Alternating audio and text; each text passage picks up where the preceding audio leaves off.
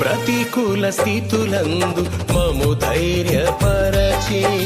నా కుడి ప్రక్కన నీడవై నిలిచి ప్రతికూల స్థితులందు మము ధైర్యపరచి నా కుడి ప్రక్కన నీడవై నిలిచి బాధనొందిన దేశమందు వేదనలన్నీ వేడుకగా చేసి బాధనొందిన దేశమందు వేదనలన్నీ వేడుకగా చేసి